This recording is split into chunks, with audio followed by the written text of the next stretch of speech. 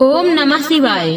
प्रिय भक्तजनों, आज मैं आपको सोमवती अमावस्या के व्रत की कथा का श्रवण करा रही हूँ, जिसके माध्यम से आप जानेंगे कि सोमवती अमावस्या का व्रत रखने से कौन सा फल मिलता है।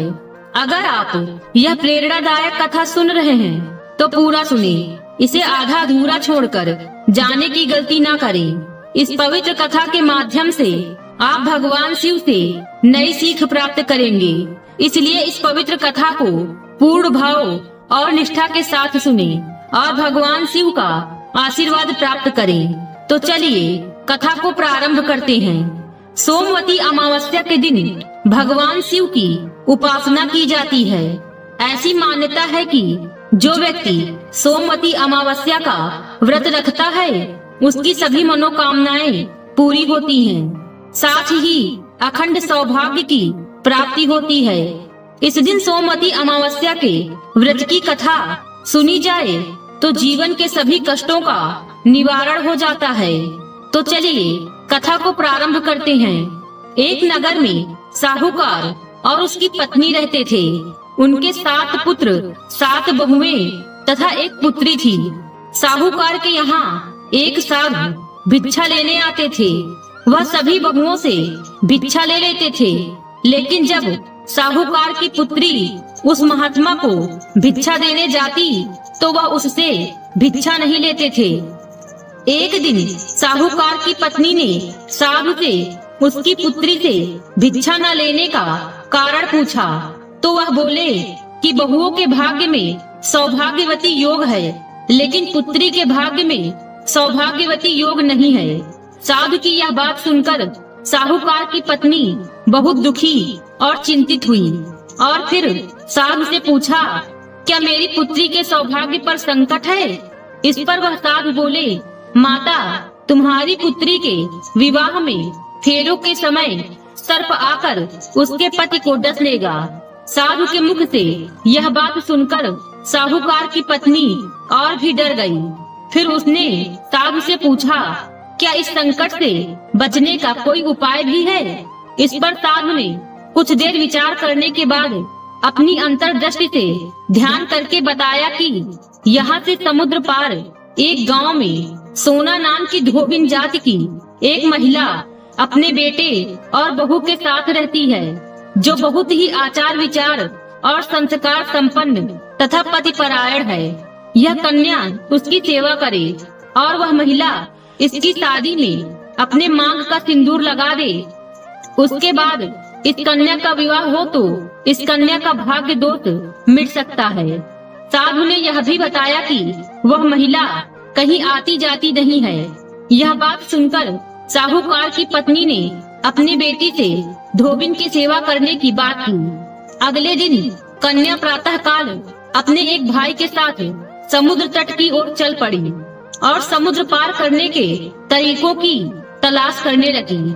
उस दौरान उसने देखा कि वहाँ एक गिद्ध का घोंसला था, जहाँ पर कुछ गिद्ध रह रहे थे, और एक सांप पेड़ पर चढ़ गया और मादा गिद्ध द्वारा दिए गए सभी अंडों को खा गया, जबकि अन्य गिद्ध भोजन की तलाश में थे।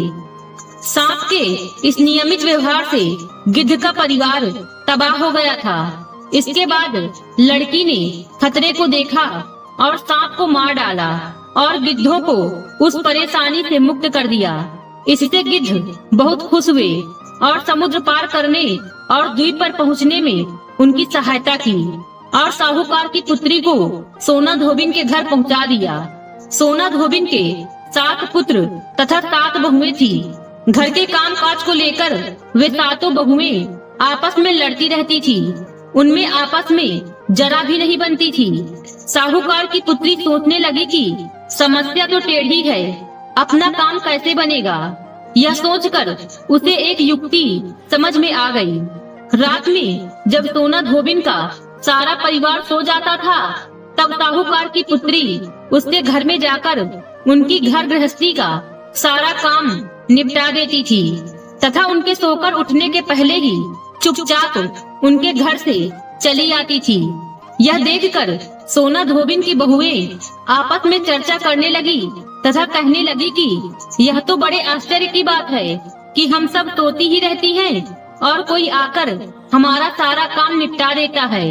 एक दिन सोना धोबिन भी इसी विषय पर सोचने लगी और वह अपनी बहुओं से बोली, आजकल मुझे यह देखकर बड़ी प्रसन्नता है कि घर के काम काज को लेकर अब तुम सब पहले की तरह नहीं लड़ती हो। क्या बात है कि अब घर के काम को लेकर तुम सब में झगड़ा नहीं होता है। इस पर सोना धोबिन की बहुएं अपनी सास से बोली, क्या लड़े, जब सारा काम हमें ही करना है तो चाहे हंसकर करे या लड़कर करे, करना तो हमें ही है। ऐसा सोचकर हम सब चुपचाप सारा काम निपटा लेती हैं। बहुओं की बात सुनकर सोना धोबिन ने सोचा कि आज रात भर जागकर मैं खुद ही इस बात को देखूंगी कि मेरी कौन सी बहू सबसे ज्यादा काम करती है। ऐसा सोचकर सोना धोबिन चुपचाप बैठ गई और रात को जागकर निगरानी करने लगी। थोड़ी ही देर बाद सोना धोबिन ने देखा कि एक अपरिचित स्त्री आकर उसके घर का सारा काम करने लगी। सोना धोबिन उस स्त्री के सामने खड़ी हो गई और पूछने लगी, तुम कौन हो और क्या कारण है जो तुम हमारे घर का सारा काम खुद ही आकर करने लगती हो। साहूकार की पुत्री ने सारी बात सोना धोबिन को बता दी। सोना धोबिन पतिपरायण थी, उसमें तेज था, वह एक नेक दिल महिला थी। वह तैयार हो गई। सोना धोबिन के पति थोड़ा अस्वस्थ थे। उसने अपनी बहू से अपने लौट आने तक घर पर ही रहने को कहा। सोना धोबिन साहूकार की पुत्री के साथ उसके घर आ गई। साहूकार की पत्नी ने अपनी पुत्री के विवाह का प्रबंध करना प्रारंभ कर दिया। जब लड़की की फेरों का समय आया तो सोना धोबिन ने एक कटोरे में दूध रखवा दिया और खुद एक तांत का फांसा लेकर बैठ गई। थोड़ी ही देर में एक सर्प वर को डसने के लिए वहां आ पहुंचा। सोना धोबिन ने सांप के आगे दूध बढ़ा दिया और जब सांप दूध पीने लगा तो सोना धोबिन ने उसे तांत के फांसे में फंसाकर बांध दिया। सांप को देखकर लड़की का दूल्हा डर के मारे गिरकर बेहोश हो गया और मर गया। इस पर सर्प सोना धोबिन से बोला, यह तो डरकर ही मर गया, अब तुम इसे जीवन दान दो। फिर सोना धोबिन ने जैसे ही अपनी मांग का सिंदूर उस कन्या की मांग में लगाया, उसका पति मर गया। उसे इस बात का पता चल गया। वह घर से निर्जला ही चली थी, यह सोचकर कि रास्ते में कहीं पीपल का पेड़ मिलेगा तो उसे भौरी देकर और उसकी परिक्रमा करके ही जल ग्रहण करेगी। उस दिन सोमवती अमावस्या थी। साहूकार के घर मिले पूरे पकवान की जगह उसने ईंट के टुकड़ों से 108 बार भौरी देकर 108 बार पीपल के पेड़ की परिक्रमा की और उसके बाद जल ग्रहण किया। ऐसा करते ही उसके पति के मुर्दा शरीर में वापस जान आ गई। धोबिन का पति वापस जीवित हो उठा। यह देखकर सभी ग्रामवासी सोमवती अमावस्या की जय जयकार करने लगे और उस दिन से सबकी सोमवती अमावस्या पर श्रद्धा बढ़ गई। हे भोलेनाथ, सोमवती अमावस्या पर जैसे आपने साहूकार की बेटी को सुहाग दिया वैसे ही सबको देना। आज की वीडियो में बस इतना ही। उम्मीद है वीडियो पसंद आई होगी। इस वीडियो में बोलते समय कोई त्रुटि हुई हो तो क्षमा करें। वीडियो पसंद आई हो तो वीडियो को लाइक और शेयर करें और चैनल को सब्सक्राइब कर दें और कमेंट बॉक्स में हर हर महादेव लिखना बिल्कुल न भूलें। मिलते हैं अगले वीडियो में। खुश रहिए और खुशियाँ बांटते रहिए। हर हर महादेव।